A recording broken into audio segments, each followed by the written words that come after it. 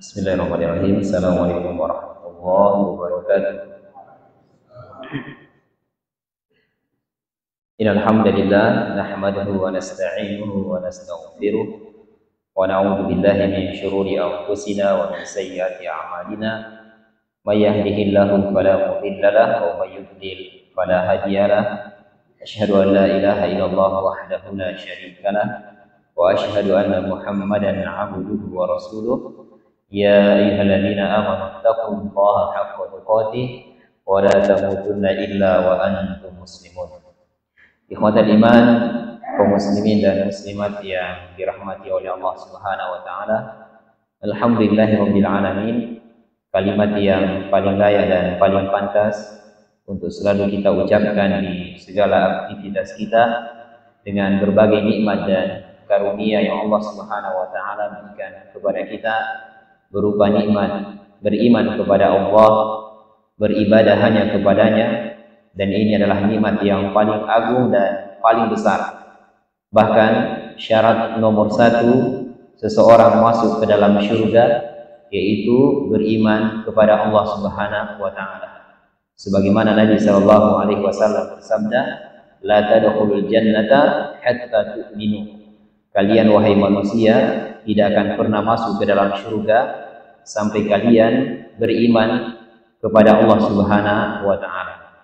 Kemudian salawat dan taslim kita haturkan kepada junjungan dan kita Nabi Muhammad sallallahu alaihi wasallam. Semoga salam hormat kita tercurahkan kepada beliau, para sahabatnya, keluarganya dan seluruh umatnya hingga hari kiamat nantinya.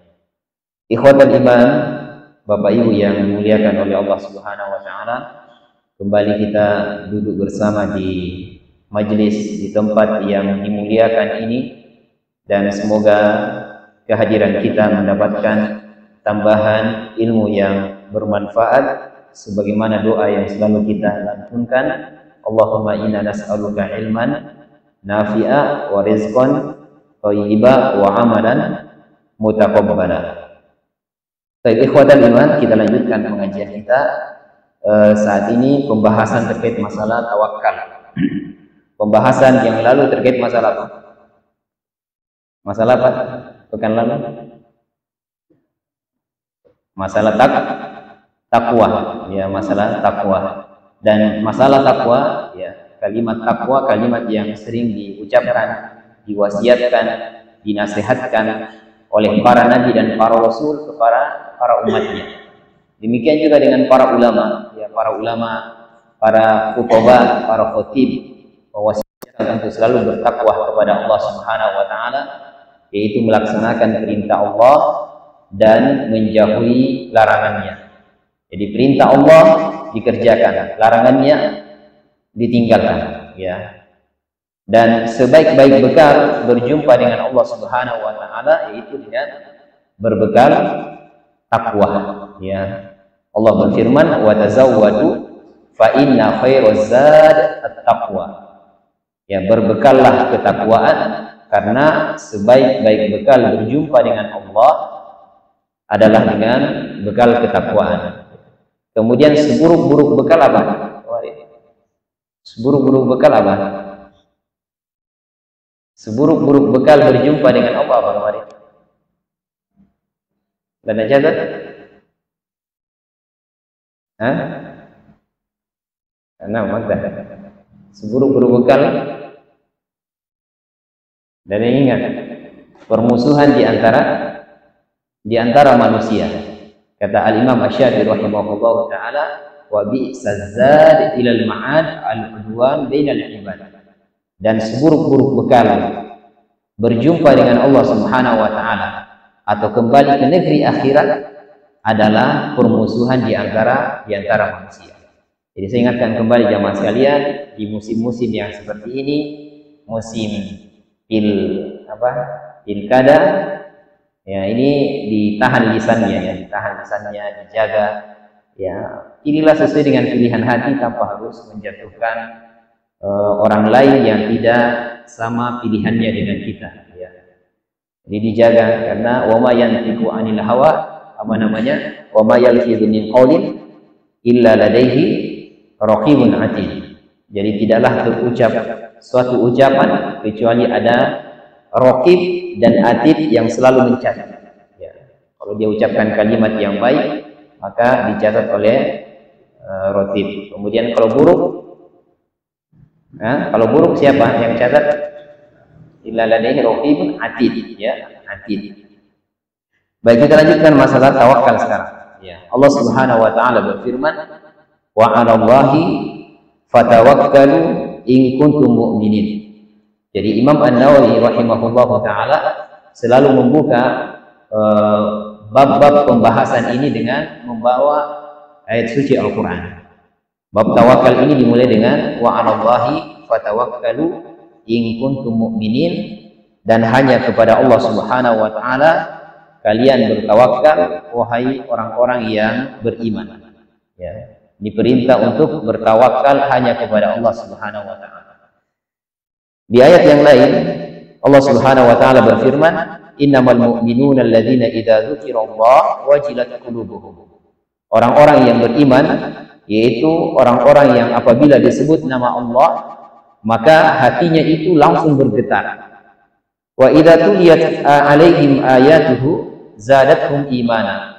Kalau dibacakan ayat suci Al-Qur'an maka bertambah keimanan mereka, wa ala rabbihim yatawakkalun, dan hanya kepada Allah Subhanahu wa taala mereka itu bertawakal, ya, bertawakal. Dalam surat Al-Anfal ayat 2. Tadi surat Al-Maidah ayat 23, sekarang Al-Anfal ayat 2. Ya. Kemudian jamaah sekalian, ya, ayat yang terkenal yang dibawakan juga oleh beliau, wa may yatawakkal 'ala Allah fahuwa hasbuh. Siapa yang bertawakal kepada Allah, maka Allah Subhanahu wa taala memberikan kecukupan untuknya. Siapa yang bertawakal kepada Allah, maka Allah Subhanahu wa taala akan memberikan kecukupan untuknya. Dalam surat At-Tolaq ayat 3. Ya. Dalam surat At-Tolaq ayat 3. Kemudian jamaah sekalian, dalam hadis Bukhari dan An-Nasa'i dari Ibnu Abbas radhiyallahu taala anhu, ia berkata, hasbunallahu wa ni'mal wakil. Hasbunallahu wa ni'mal wakil. Cukuplah bagi Allah, ya. Cukuplah Allah bagi kami, dan Allah adalah sebaik-baik pelindung. Hasbunallahu wa ni'mal wakil. Hasbunallahu wa ni'mal wakil. Perkataan ini jamaah sekalian diucapkan oleh Nabi Ibrahim alaihissalam ketika akan dilemparkan ke dalam api, ya. Jadi apinya besar gara-gara Nabi Ibrahim menghancurkan patung-patung kaum Babilonia. Rajanya siapa di situ namanya?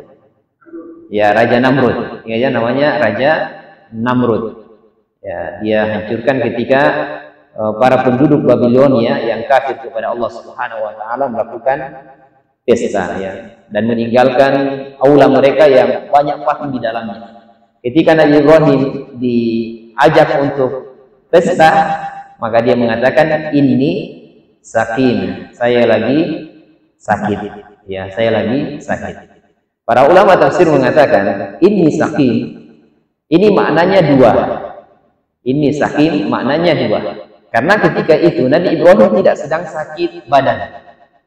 Ya. Jadi yang dimaksud oleh Nabi Ibrahim ini sakin, saya sakit, maksudnya saya sakit hati melihat kalian menyembah berhala, tidak menyembah Allah Subhanahu wa taala. Tapi dipahami oleh kaumnya bahwa Nabi Ibrahim lagi sakit badan. Tapi maksudnya Nabi Ibrahim ini sedang sakit hati melihat kaumnya menyembah berhala. Ini namanya tauriyah.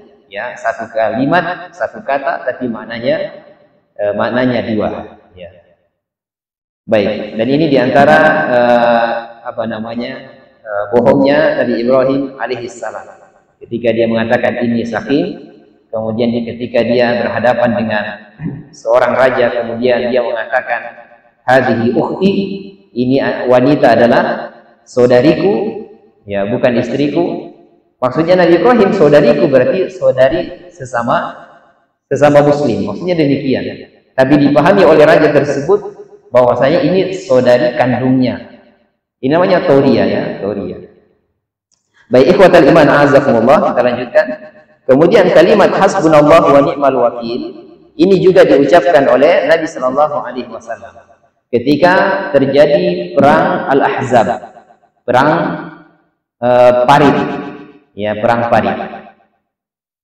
Ini perang Paritnya gambarannya begini.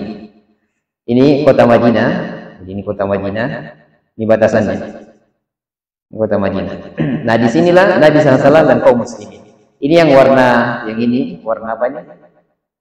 Orange coklat ya. Orange ya di situ, coklat di sini. Jadi yang warna orange ini gunung ini 1, 2, 3 yang melindungi kota Madinah sehingga musuh itu tidak bisa lewat dari sini, tidak bisa melewati. Yang bisa dilewati hanya ini saja, yang ini, warna apa itu? Warna biru, ya. Maka dibuatlah kondak, ya. Kondak itu parit yang sangat panjang kemudian dalam. Ya, kuda tidak bisa lewati itu. Dan ini ide dari sahabat Salman siapa?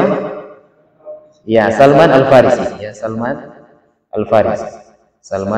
Al-Farisi.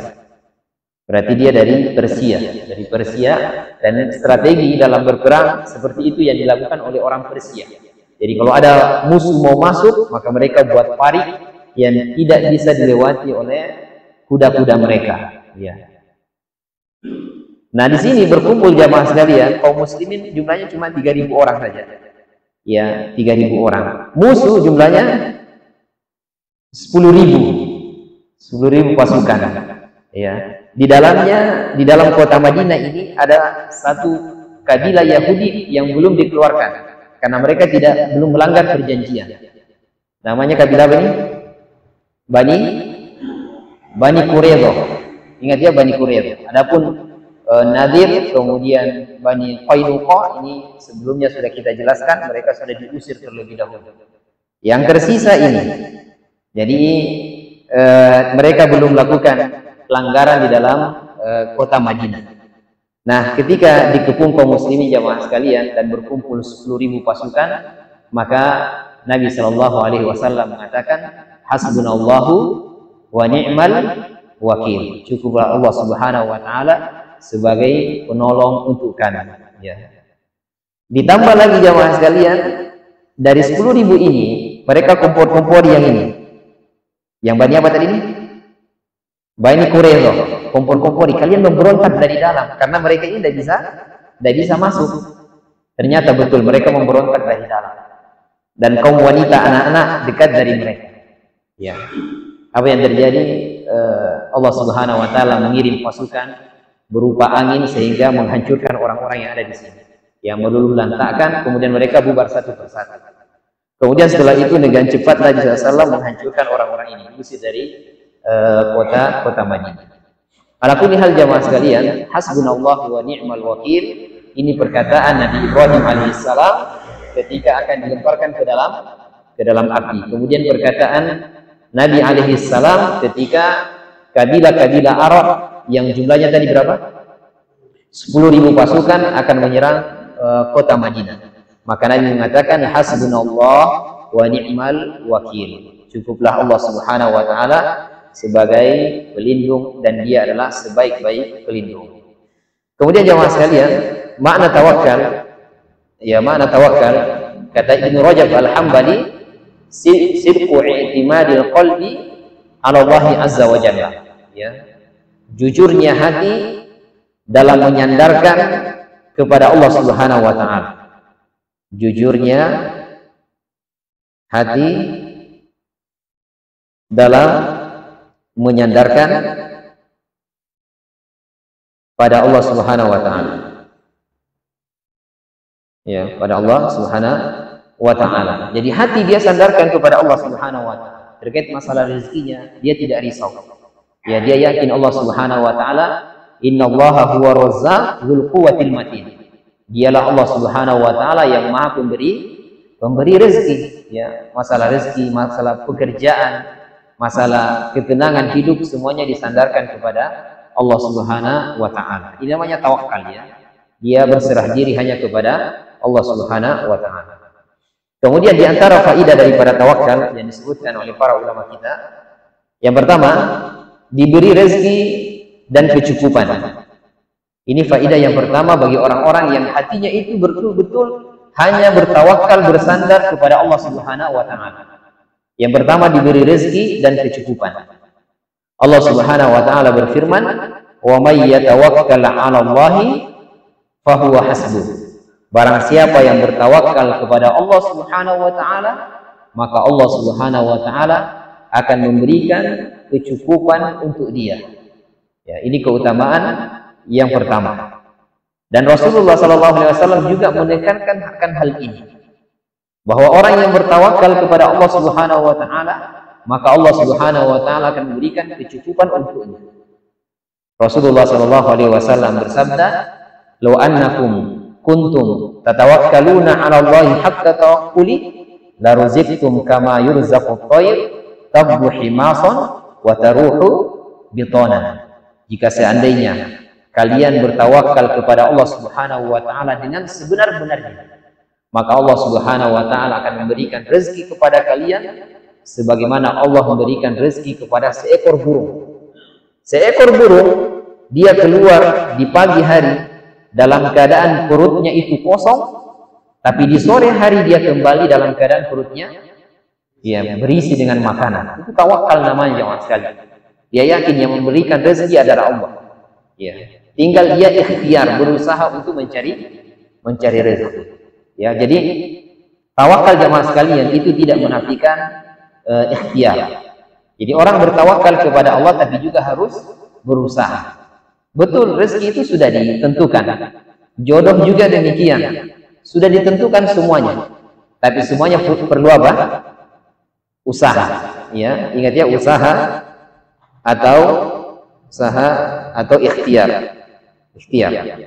Jadi selain seorang itu bertawakal kepada Allah, maka dia perlu berusaha. Dan dia tidak boleh hanya bertawakal kepada Allah kemudian dia tidak mau mencari rezeki di rumahnya saja.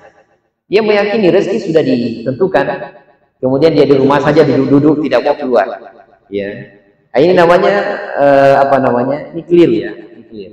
Sama halnya jemaah sekalian, ketika ada makanan di meja seperti ini, kemudian kita tidak punya usaha untuk mengambilnya, kemudian memasukkan ke dalam mulut, mengunyahnya, maka tidak akan pernah masuk ke dalam perut kita.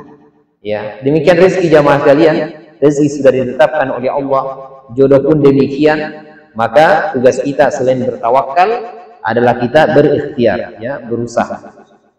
Baik. Ini yang pertama, ya, rezeki, diberikan rezeki dan kecukupan. Yang kedua, masuk surga tanpa hisab bagi orang-orang yang bertawakal kepada Allah Subhanahu wa taala. Ingat tadi, ya, apa artinya tawakal tadi? Menyandarkan hati hanya kepada, ya, berserah diri hanya kepada Allah Subhanahu wa taala.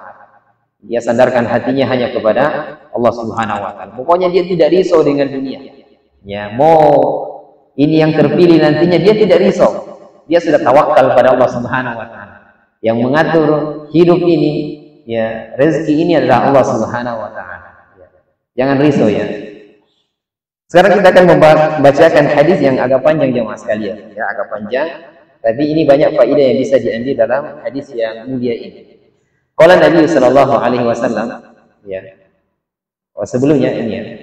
Oh, yang ini.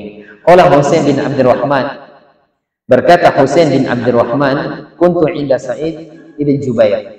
Jadi Husain, seorang laki-laki, dia berkata, saya bersama dengan Sa'id bin Jubair, ya, dan teman-teman yang lainnya. Faqal, maka Sa'id berkata, ayyukum ra'a al-qurqab alladhi inqadra al-bariha. Jadi Sa'id bertanya kepada yang hadir itu, siapa di antara kalian yang melihat bintang jatuh tadi malam? Maka salah satu dari ini mengatakan, ana. Jadi Husain mengatakan, saya yang melihat. Saya yang melihat.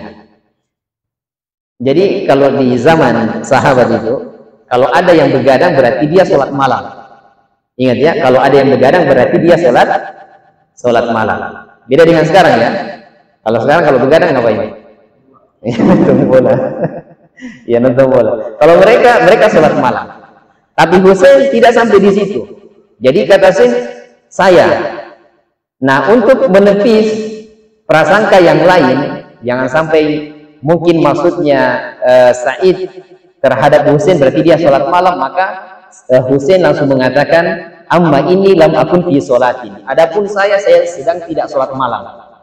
Ya, jadi dia tidak tidur begadang, tapi dia tidak sholat malam. Dia langsung tepis itu. Dan ini pelajaran jamaah sekalian. Ya, jangan kita membiarkan ria itu ya mengambang di hati kita. Ketika kita misalnya ditanya, kamu hafal berapa juz misalnya, jangan bilang oh ada, ya adalah.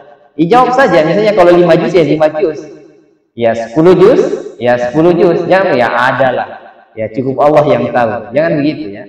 Ini pelajaran bagi kita orang itu agar tidak dikira bisa jadi dia hafal 30 juz, ya yang lebih ya atau mungkin 15 juz atau mungkin banyak yang dia hafal. Ketika dia ditanya berapa hafalan, maka dia sampaikan langsung, saya hafal alhamdulillah 5 juz, meskipun cuma juz 30 yang lancar ya. Saya hafal 10 juz alhamdulillah. Ya. Kemudian walakinni luditu. Jadi dia sebutkan alasannya, saya tidak tidur gara-gara saya disengat oleh binatang ya. Qala famadza sana'ta? Kata Sa'id bin Jubair, apa yang kamu lakukan setelah kamu disengat? Kata dia, istarqaitu, saya meminta untuk diruqyah. Kata Sa'id, fama hamluka ala dzalik, fama hamalaka ala dzalik? Apa yang menjadikan kamu atau kenapa kamu melakukan ruqyah? Ya, kata dia, hadis haddatsnahu asy-Sya'bi. Sebuah hadis yang kami dengar dari Asy-Sya'bi. Faqal wa ma haddatsukum Asy-Sya'bi.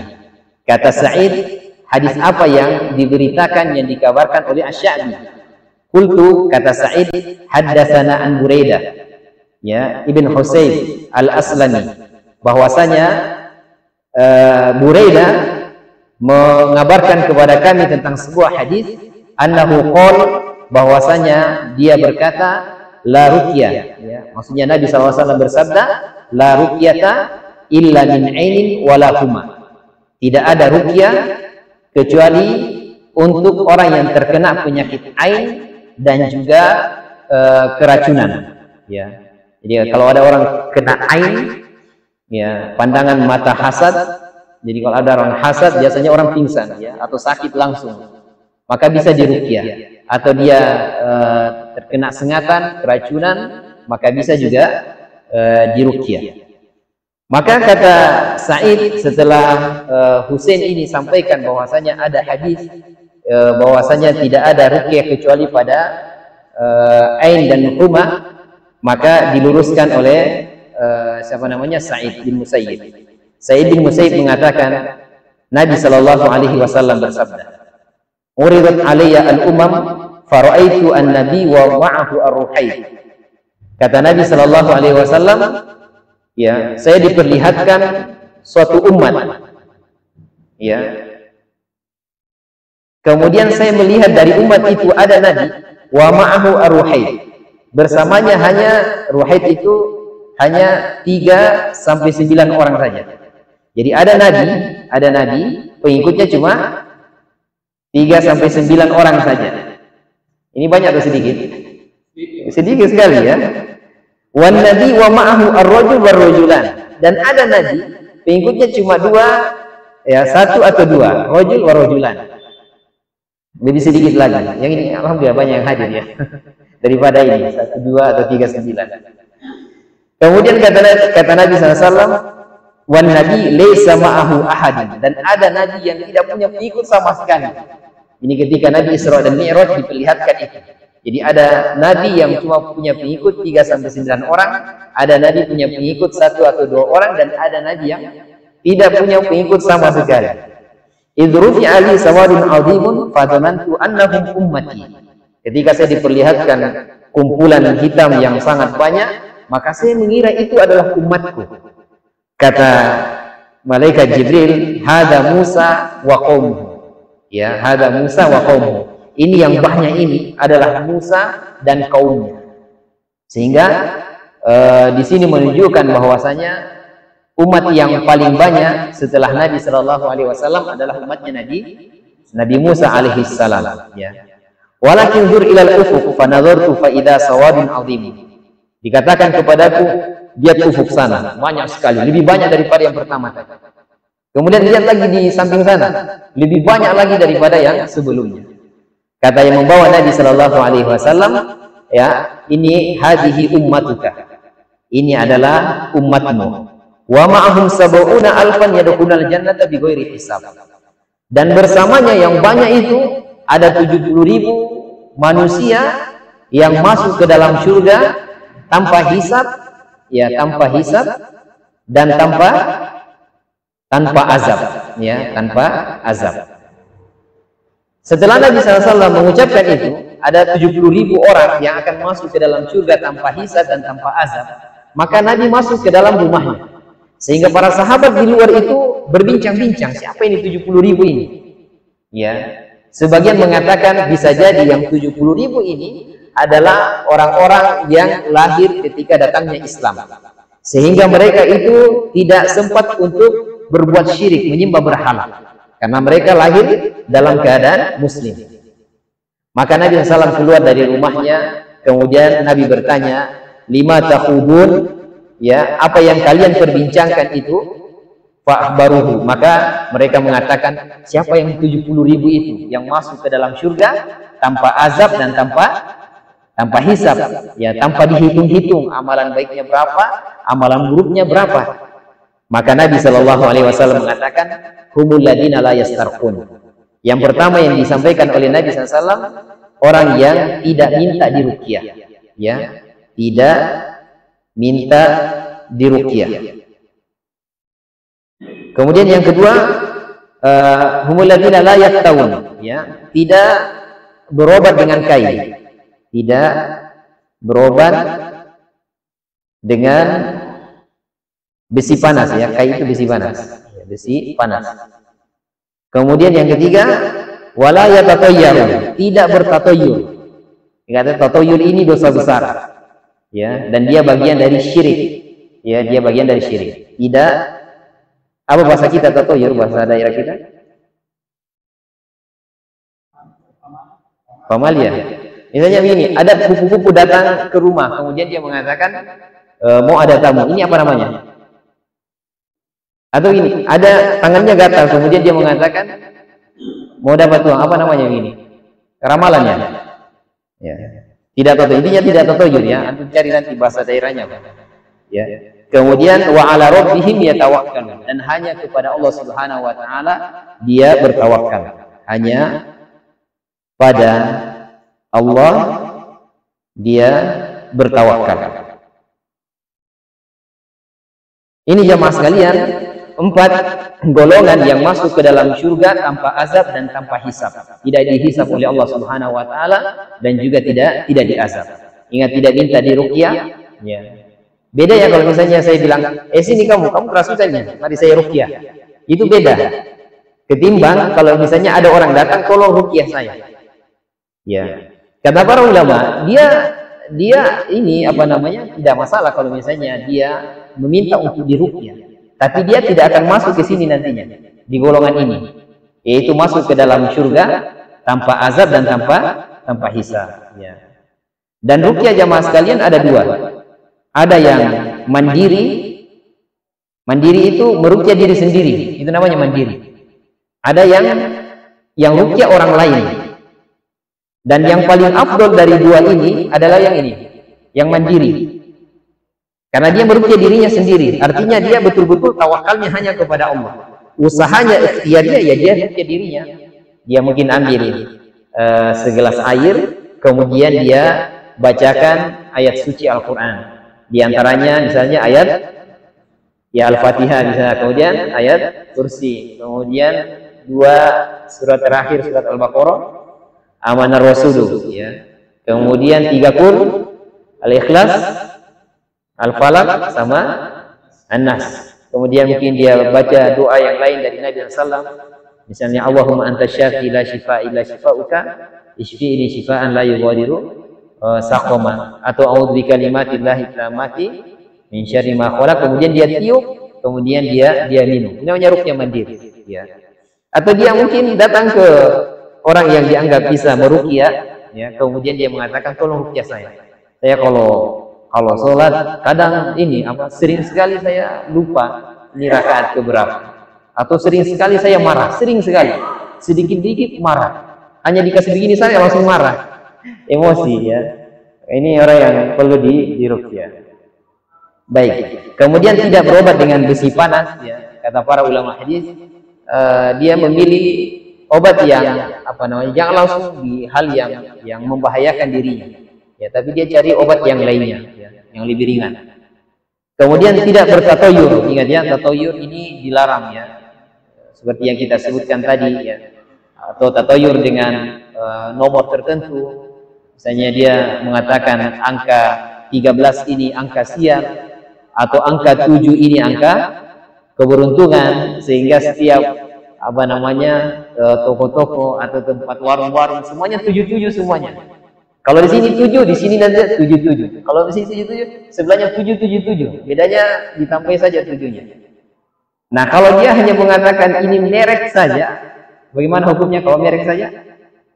Ya tidak ada masalah kalau merek saja. Kenapa 77, Pak? Merek saja, Pak, itu. Tidak ada hubungannya dengan datangnya rezeki. Ini tidak ada masalah. Tapi kalau misalnya 77, kemudian dia mengatakan biar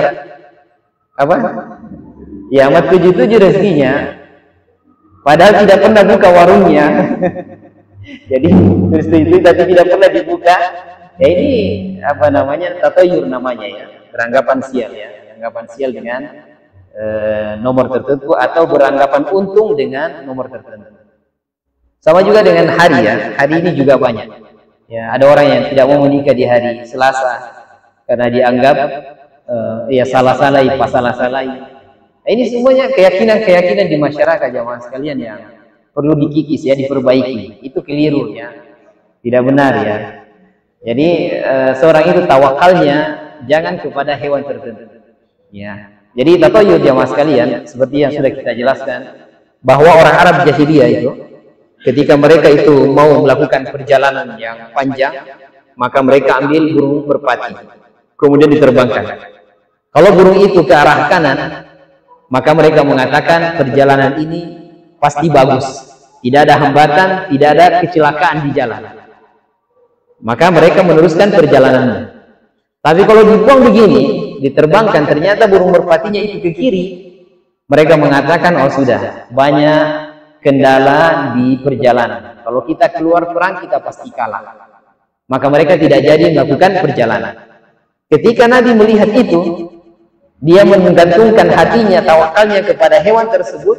Kata Nabi, at-tiyaratu syirkun. At-tiyaratu syirkun. Tatoyur itu bagian dari kesyirikan.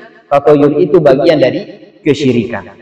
Kenapa? Karena tawakalnya, hatinya itu bersandar kepada burung tersebut, kepada hewan tersebut. Sehingga tidak boleh jamaah sekalian, ya. Apakah itu tadi hewan, kemudian nomor-nomor, atau pada hari-hari dia sandarkan hari-hari ini pacilakai, hari ini hari yang bagus, ini tidak boleh diyakini. Ini dihindari jamaah sekalian, ya. Baik. Kemudian di akhir hadis ini, ketika Nabi sudah sebutkan 4 golongan yang masuk ke dalam surga tanpa azab dan tanpa hisab, Nabi seorang sahabat berkata, ya Rasulullah, doakan saya ayyaj'alni minhum. Doakan saya agar saya masuk kepada 70.000 golongan yang masuk ke dalam surga tanpa azab dan tanpa hisab. Kata Nabi SAW, engkau termasuk dari 70.000 tersebut. Jadi salah satu sahabat yang sudah divonis oleh Nabi masuk ke dalam surga tanpa azab dan tanpa hisab adalah sahabat tersebut, Uqasyah bin Mihsan. Kemudian datang lagi sahabat yang lain dan mengatakan, ya Rasulullah, doakan juga saya agar masuk ke dalam surga tanpa azab dan tanpa hisab. Kata Nabi SAW, sabaquka biha al-Uqasyah. Kamu sudah didahului oleh Uqasyah, ya, sehingga sahabat yang kedua ini tidak didoakan oleh Nabi SAW. Baik, inti pembahasan kita jamaah sekalian, adalah bertawakal hanya kepada Allah Subhanahu wa taala, dan di antara faidahnya adalah seorang masuk ke dalam surga tanpa hisab. Baik, saya tambahkan satu lagi jemaah sekalian. Yang ketiga, faidah yang ketiga dari tawakal kepada Allah Subhanahu wa taala, bahwasanya tawakal akan menghilangkan rasa takut dan mendatangkan ketenangan. Tawakal menghilangkan rasa takut dan mendatangkan ketenangan. Ya. Abu Bakar As-Siddiq radhiyallahu taala anhu ketika hijrah bersama Nabi sallallahu alaihi wasallam itu tidak langsung ke kota Madinah, tapi mundur dulu ke arah Yaman. Coba perhatikan gambarnya di atas. Jadi ini di sini yang mau dituju oleh Nabi, dan Nabi berasal dari sini, dari Makkah. Ini tadi apa ini? Ini apa ini? Madinah. Ini Makkah. Ingat ya, beliau mau ke Madinah. Tapi Nabi SAW itu ke arah sini dulu, ke arah Yaman, ya, bukan ke arah Madinah. Dan beliau dan Abu Bakar bersembunyi di sebuah gua, namanya gua Jabal Sur, gua Hira, ya, Jabal Sur.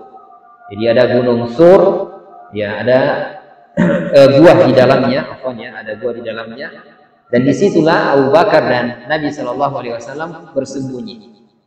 Ketika orang kafir masuk ke dalam gua tersebut, maka Abu Bakar ketakutan. Kata Abu Bakar, seandainya orang kafir Quraisy itu menengok ke bawah, maka mereka pasti akan melihat kita. Maka Nabi SAW bersabda kepada Abu Bakar, wahai Abu Bakar, ma dhannuka bisnaini Allahu salisuhuma. Wahai Abu Bakar, bagaimana pendapatmu ketika kita berdua, tapi yang ketiganya itu adalah Allah Subhanahu wa taala. Artinya kalau kita bertawakal kepada Allah, kita gantungkan hati kita kepada Allah Subhanahu wa taala, maka Allah Subhanahu wa taala senantiasa memberikan bimbingan dan perlindungan kepada kita. Dan perkataan Nabi SAW juga diabadikan di dalam Al-Quran. Rasulullah mengatakan kepada Abu Bakar radhiyallahu taala anhu, la tahzan, innallaha ma'ana. Wahai Abu Bakar, jangan bersedih, sesungguhnya Allah Subhanahu wa taala bersama dengan kita. Ya, dan ini penting jamaah sekalian terkait masalah menyandarkan hati kepada Allah Subhanahu wa taala. Tawakal hanya kepadanya. Insya Allah hilang rasa takut kita terkait masalah rezeki, masalah jodoh, semuanya sudah diatur oleh Allah Subhanahu wa taala. Tinggal nantinya kita mau berusaha dan mewujudkan apa yang kita inginkan. Di sini jamaah sekalian ada sedikit yang perlu diluruskan terkait masalah ini. Dan ini tersebar di buku-buku sejarah agama Islam. Dan ini keliru ya, ini salah. Bahwa orang kafir Quraisy ketika mencari Nabi Sallallahu Alaihi Wasallam dan Abu Bakar, dan mereka masuk ke dalam gua, ternyata setelah itu ada laba-laba yang membuat sarang. Kemudian di depannya ada burung merpati yang sedang bertelur, sehingga orang kafir Quraisy tidak masuk ke dalamnya karena menyangka tidak mungkin Nabi dan Abu Bakar ada di dalam. Ya, dan ini bertentangan dengan hadis yang sahih yang kita sebutkan ini, bahwasanya orang kafir Quraisy masuk ke dalam gua, kemudian kata Abu Bakar, kalau mereka melihat ke bawah saja, melihat ke kaki, maka orang kafir Quraisy itu akan melihat kita. Tapi Nabi mengatakan, ma dhannuka, bagaimana pendapatmu wahai Abu Bakar, kita berdua tapi yang ketiga adalah Allah Subhanahu wa taala. Ini keliru ya. Sama dengan kisah yang terkenal bahwasanya Umar bin Khattab itu membunuh anak wanitanya.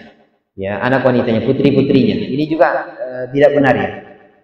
Kenapa tidak benar? Ya, jadi tersebar kisah bahwasanya Umar membunuh putri-putrinya. Putri yang paling besar namanya siapa? Siapa nama putrinya Umar? Yang menjadi istrinya Nabi. Ya, Hafsah. Ya. Jadi Umar punya anak namanya Hafsah. Hafsah. Dan Hafsah ini hidup, ya, hidup besar, kemudian menikah dengan siapa? Siapa? Dengan siapa? Ya, menikah dengan Nabi SAW. Ya. Seandainya berita itu benar berita bahwasanya Umar bin Khattab membunuh putri-putrinya, maka ini diantara yang akan meninggal dunia. Ya, dikisahkan bahwasanya anaknya dibawa kencing, kan dipakaikan oleh ibunya pakaian laki-laki. Ditakutkan nantinya Umar bunuh, karena di zaman jahiliyah laki-laki itu dibunuh, perempuan itu dibunuh, karena itu aib. Ya, sehingga Hafsah ini dipakaikan baju laki-laki. Nah, ketika dia jalan sama Umar tidak tahu kalau ini wanita, perempuan. Anak ini minta untuk pipis. Kemudian diantar oleh Umar, ternyata dia lihat anak itu pipisnya dalam keadaan duduk jongkok, maka Umar bunuh. Dan ini kisah batil, ini kisah tidak benar. Ya, ini kisah dari orang-orang Syiah yang tidak suka kepada Umar bin Khattab. Ya, yang benar bahwasanya Umar tidak membunuh anak-anak perempuannya, dan diantaranya adalah Hafsah. Ini yang paling besar anaknya, kemudian menikah dengan Nabi Shallallahu Alaihi Wasallam. Allahu a'lam bishawab. Mungkin ini yang bisa kita sampaikan jamaah sekalian. Ya, jamaah yang dimuliakan oleh Allah, banyak mengingat kematian. Ya. Ingat kita semuanya akan kembali kepada Allah Subhanahu Wa Taala.